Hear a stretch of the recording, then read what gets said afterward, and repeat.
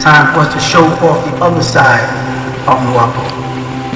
And that principle has always been raised amongst the ancient Mitzrayim. You want to call them that, Al-Kemet, you want to call them that, Tamara, whatever you want to call us. And the principle is called Maat. It's the first principle of every order. And the sacred gathering spot is called Waset. It has been translated as Karnak, Aswan, but the sacred spot where the sacred temple was called Waset. You hear me? And the symbol was called Maat. Maat has been often interpreted to mean justice. I think in the Islamic world, the best interpretation of Maat became jihad. And those amongst them that were physical took jihad to mean physical war. And those amongst them called the mutasawwif or the Sufi took jihad to mean a spiritual struggle inside oneself against justice or injustice. Quran even said injustice and impartiality will not be tolerated. So the symbol that you raise is the ostrich feather. You may have noticed it in the hieroglyphs. Many of your ancestors or deities have the symbol of the ostrich feather, and that's called the Maat. That's the foundation of all the mystical orders worldwide, be they Native American, Freemason, Essene, Magus, Knights of Columbus, Shriners, Theosophical Society, Astara, Rosicrucian. They all go back to the Maat, and this is why they say one of the first things that was created was the quill. The quill, which was the pen that did all the inscriptions of the Greek deity Tahuti, was the ostrich feather. They would carve it and they use it, the scribes, to write the many books of ancient Egypt that most people today have forgotten. But that was our symbol.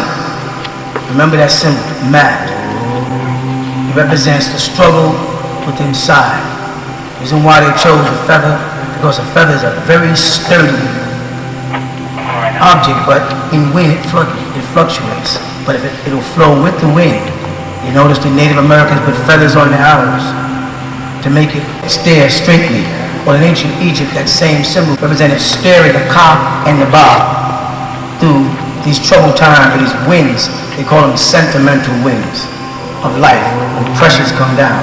The person that has a strong inner side survives. The person who has a weak inner side falls to the wayside, always. Those people whose principles in Nuwapu are based on a spiritual thing will survive any changes. Just as those people who are Ansari spiritual, regardless of where the surface went, they were still Ansars. Whether we was calling ourselves Hebrews, or Nuwapians, or Native Americans, or cowboys, whatever we called ourselves, because their roots in what we were doing were in the spiritual, not in the physical appearance of being a Muslim, wearing a tagiyah, wearing jalabiyah. That wasn't where they were at. They were there spiritually. They were a cosmos. They were a part of the cosmos. The utterance, that word that stirs inside each one of us. And they get anchored in the word. And the foundation of it is the word is true or false. False manifests in the physical, truth always in the spiritual, because you can't lie in the spiritual sense. You cannot lie to your soul, because you cannot lie to yourself. And that's why in the language Hebrew they had nefesh and in Arabic nefsi. And they had combined the word spirit and self as one word. You could not lie because you cannot betray your spiritual self. You'll tell yourself the truth. So you are your best master, thus you are your best God.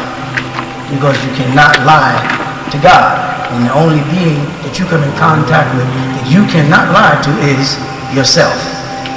So God therefore becomes the judge of the judge. That's why he said, I am that I am. Repeated I am twice. I am that I am. They say, oh, I am that which I am, or I am whom I am. He identifies his outer part, his outer being, and his inner being. He never told him his name. So when they ask you his name, say I am that I am.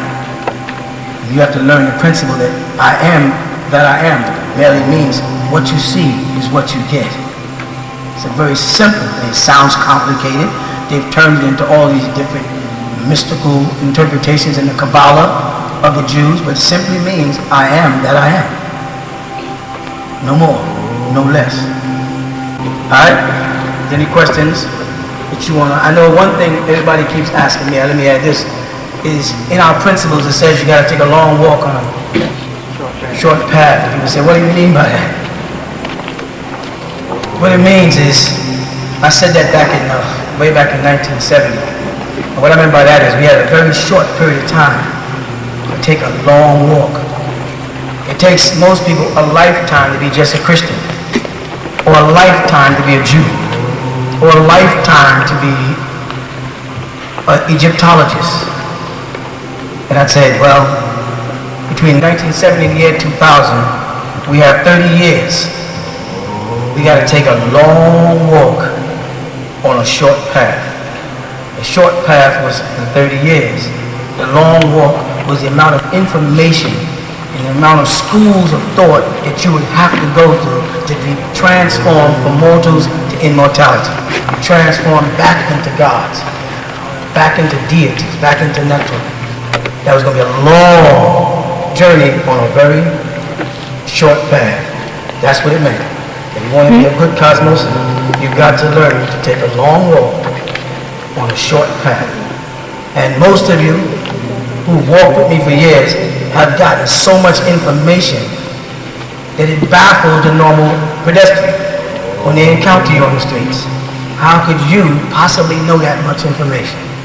The answer is, well, I took a long walk on a short path. And you're still on just one of the long paths. It's taking you to a short end of a stick. Any questions? Yes. Make yourself heard, please. What do we do about the knowledge we didn't get? Like, say for people that came when we was in the Waffle, how does the knowledge from the other schools behind us affect us being a God? That's such a good question. It's frightening. Because what I found out, that you have two types of old timers. I used to say years ago, old timers are faithful but not true. You have two types of old timers. Those that were rooted in the community physically, again, those that were rooted in the community spiritually. Those that are rooted in the community spiritually have a lot of spiritual insight on things they learned from me over the years. And that's their strength. But those that are rooted in the community physically were looking at me the way Musa looked at El Khidir and thought they knew what they was looking at and thought they was figuring out what I was doing. And as we get down this far, some of them look over now and see they never really understood the man they was talking to. You follow? So some of you people who just got here will never be able to have those schools. And you should have had by now spiritual masters raised amongst us who had taken that long walk on a short path and been able to come and instruct y'all in the many experiences that they went through while walking that path with me.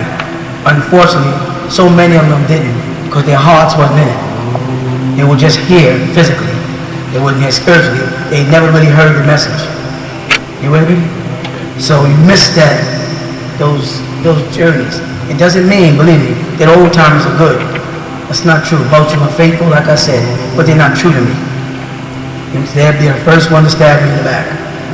You follow? Because they were not groomed to be true. They came out of a world where dishonesty and self-preservation and self-righteousness and ego was the reigning force, and introduced them to a culture like the Ansar Allah tried to introduce, which meant restraining yourselves from the world and your families and everything else to prepare yourself.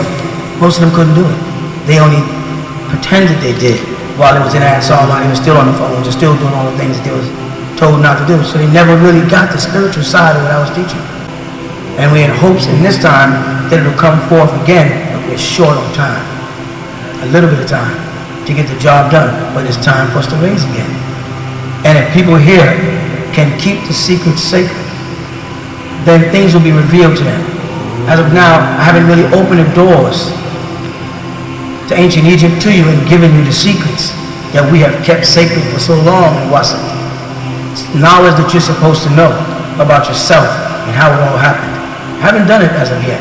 I I talk about history, I talk about science, I talk about the creation and destruction of the world, but I haven't pulled that elite group aside and passed on those secret words, the word that Asif wanted from Ra so bad, the secret words that the Freemasons have been trying to get, that gives you that power of divinity. I can't pass it on until people are ready.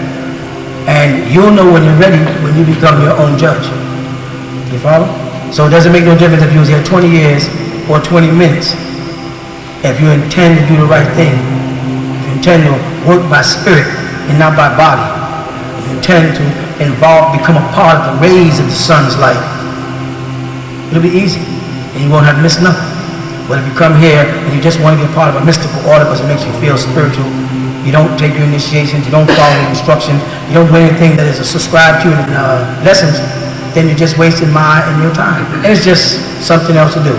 In the Freemason Lodge, there are those that are serious, and there are those that just buy their way through the 3 degrees. You follow? You just read them and they just walk around Master Mason with a ring and a symbol, and they don't even have a clue of the secrets and the hidden meanings of these things. None whatsoever. But they think they do. They belong to a fraternity. They go to the lodge meetings. They go to conventions. They put on the apron. They put on the 3 great lights. They took their Bible, compass, and square, and they learn certain of the triad terms that are used, from degree to degree as they raise. But they don't get none of it. They never pass the royal arc and turn right. They pass the royal arc and they're hit with a light in their eyes. And that light I spoke about several times is a blinding light. On this side of intellect, light is blinding. And the way to teach a student is to teach him about the light. Tell him the light is the knowledge, the light is the intelligence, the light is the intellect, the light is the guide, the light is the way, the light is this. But light blinds. Darkness don't blind. And all Freemasons are blindfolded, as I mentioned just yesterday. And while they're blindfolded, in that period that they're waiting in the lodge for someone to remove that blindfold, the inquisitive mind starts to work in the darkness. Their mind starts to speed up, it starts to race. What's going on? What's going to happen here? What's coming up next? What's going on? Who is this? What's that scent I smell? What's this here? This wood? You understand? Why the cable tow? Why my leg, one pants leg raised? Why this? Why that? You follow? That's when they're divine. Once they remove the blindfold, then they're blind. When you hit them with the light of Freemasonry and start giving them the principles of Freemasonry, and they start giving them the tools of Freemasonry, and they put the Bible in their hand, and they point down on the altar, and they open the Bible, and there they put a compass and a square, and they look down and say, these are the 3 great lights, and they look down at them. When in actuality, 3 candles are surrounding the altar, and those are the real 3 great lights. When they have the person look down, they point down, he looks down, looking away from the 3 candles that represent the 3 suns, they know right then that he is blinded by the light. And that light is the compass and the square, and how they will build this Bible around him and reshape him from a God into a mere man. You understand? So in our order, all the symbolisms and all of the tools that we use all are geared towards you being able to see in the dark and avoid the beam of the light. You understand? Yes. How do you know once you reach that point of enlightenment, then what? See? See the word? See the word enlightenment? I'm just saying, see how they did it? I'll tell you when. When you get to the point in the enlightenment that in all that you read and all that you study, you still feel there is a, what's the word? Say it again. A void. And what follows void in your Bible? Void and darkness. Once you finish all the studies, and all the religious dogma, and all the arguments of who was here first and who's the greatest, and genetic this and science this, and then you still are hungry for something. You follow? And that is the spiritual journey from void into darkness. And in darkness is tranquility. But they've taught you the prince of darkness, the devil, is evil. You see the reverse? And the light is right. the warmth, bathe in the light. In ancient Egypt, what they had was the three sons that you know as what? Shemeth, Utu, and Asu. They had them as Atum, Atun, and Amun. And those are the three lights that you see in the Masonic Lodge representing three candles, or even on the floor of our lodge, the three candles. You only need to light a candle if you're in the, let me ask you about that for a minute. If you're in the dark, are you with me? And the dark is ignorance, absence of intelligence, absence of common sense, evil. How do you have the intellect to know to strike the match? How do you know to light the candle to get the light if darkness is ignorance? So you see where the deception came in. The beings that were in darkness knew about the light. People in light cannot see darkness. While you're on earth and you look through the day, you know there's light, but right outside the earth's atmosphere, you know there's darkness. Which is more, the light that surrounds the planet or the darkness that is the universe? So which one would be more likely where the Supreme would dwell? In that light that is contained and restrained within an atmosphere based on reflection, or in a boundless universe? In a boundless universe where darkness is, but there must be intelligence. If that intelligence or if that darkness was transformed into light by combining hydrogen and helium atoms to make them create a cycle to create a sun that send out a beam and explode and created solar systems, there was some intelligence involved there. But that intelligence was in darkness, and the results was the light.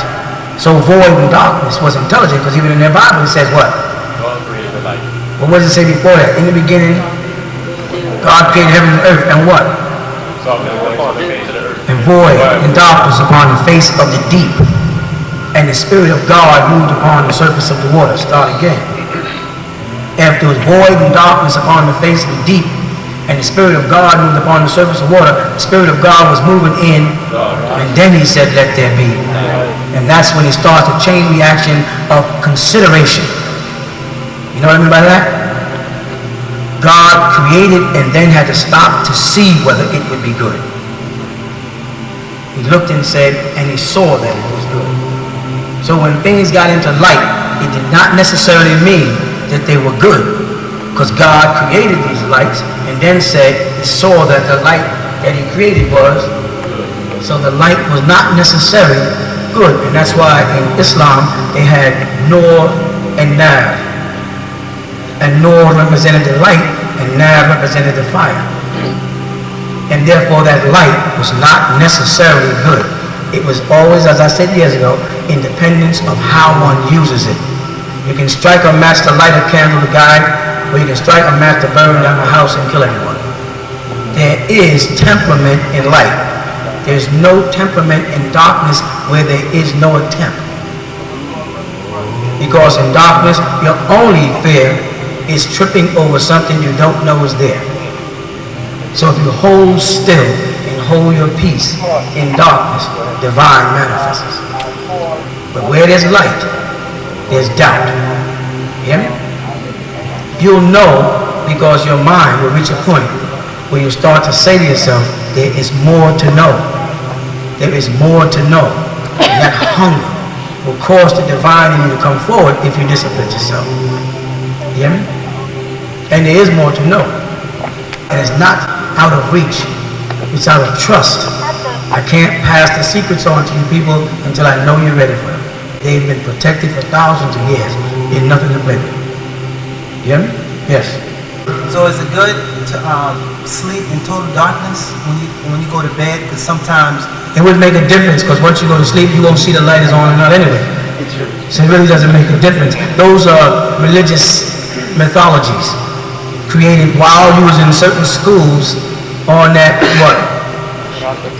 Short path, right? On them short, had to teach you the way they thought in order for you to digest those schools thoroughly. Had to teach you Islam as if I believed in it. in order to get you to believe it, because all it was about is belief. And then we had to get to the point where we had no longer a need for beliefs. If also there it says, don't sleep in dark. Why?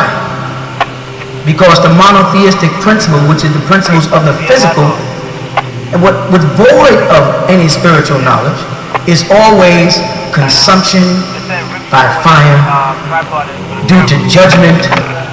But in this case, the God of light is not using it for intellect, he's using it as nar, fire. The word they use in the Torah, which they borrowed from the Sumerians, was or, flames, light, in the sense of burning. So this God warns you that if you are not obedient to me, out of whatever other gods that you chose, I will burn you up. You hear me? And you're taught that in Judaism, Christianity, and Islam. If you're not obedient to me, on Judgment Day, I will judge you and I will burn you up. So the principles of monotheistic beliefs is fear of being burnt up, being consumed by fire. Meanwhile, they teach you, dwell in the light, stay away from the darkness of ignorance, dwell in the light, and then tell you at the end of the road that we're going to burn you up if you don't do everything the way I say do. That's right, because you dwell in the light. And it's the sun and the environment that ages and kills you. So you're already in that path if you are a physical being.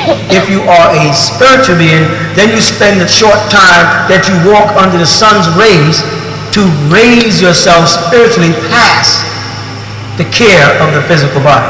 And it'll care for itself. It'll sustain you if you stop what we call patronizing it and flattering it and gorging it and stuffing it and painting it and all the different things you do to it, where it becomes incapable of performing for itself. You maim your own body. You follow? Your body is just a vehicle to carry the spiritual you through this earthly journey. And you're supposed to be raising yourself in degrees spiritually, so that by the time you take the garment of flesh off, the rest of the path is easy. You just blend back into the rays. You see what I'm saying?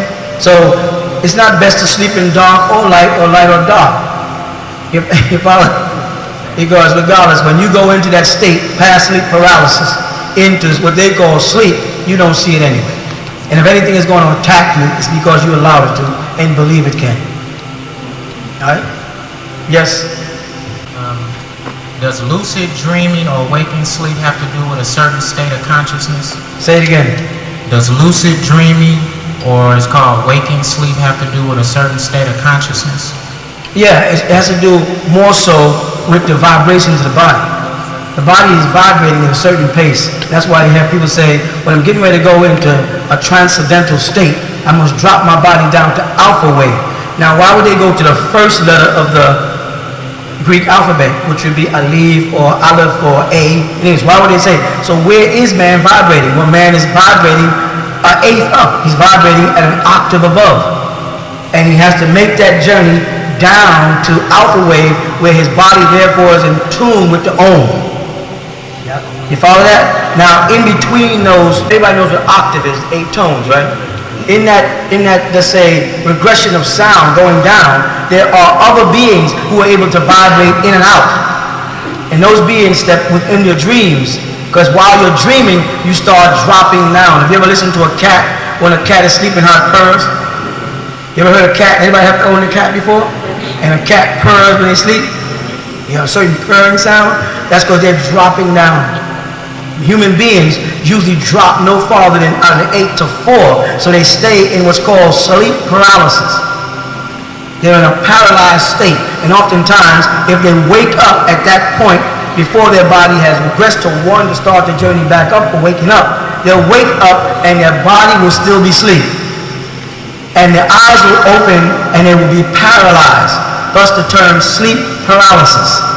And in that state, the body panics, and it goes to the brain and shoots directly to the hippocampus area of the brain and starts to find solutions to things on this side and that side at the same time, and thus hallucination begins.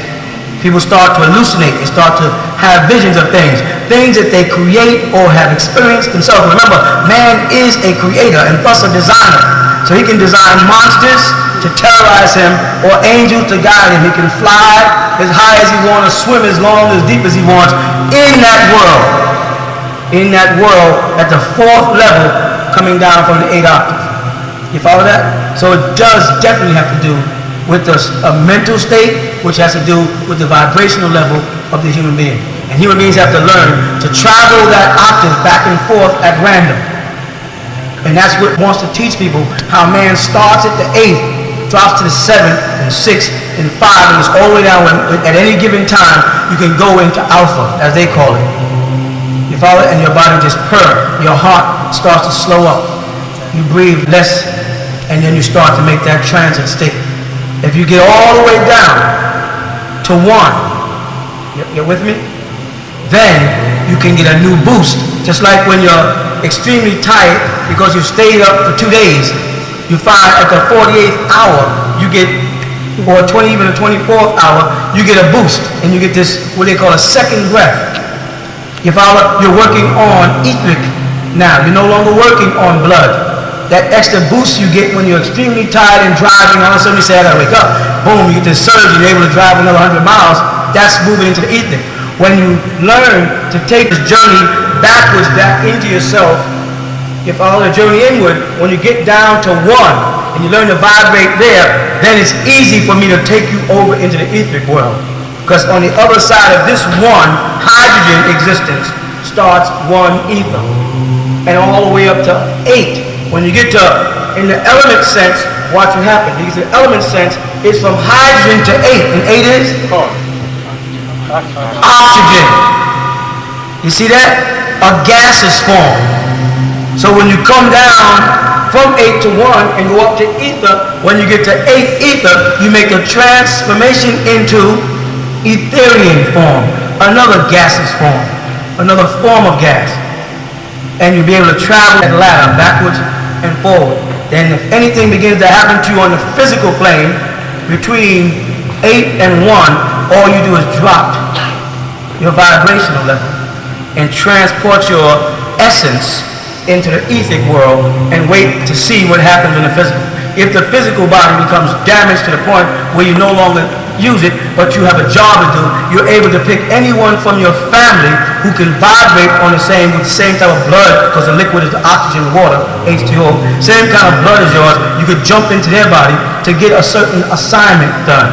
Oftentimes, relatives will come back to a person in their family who they think are vibrating the same, and the person becomes afraid from seeing this gaseous etheric image in their room, and the adrenaline produces a serum that cuts off or builds a gate where this walk-in cannot get into your body. So your grandmother who came back to get a message to someone who needed them comes at the head of your bed, but then she turns and leaves.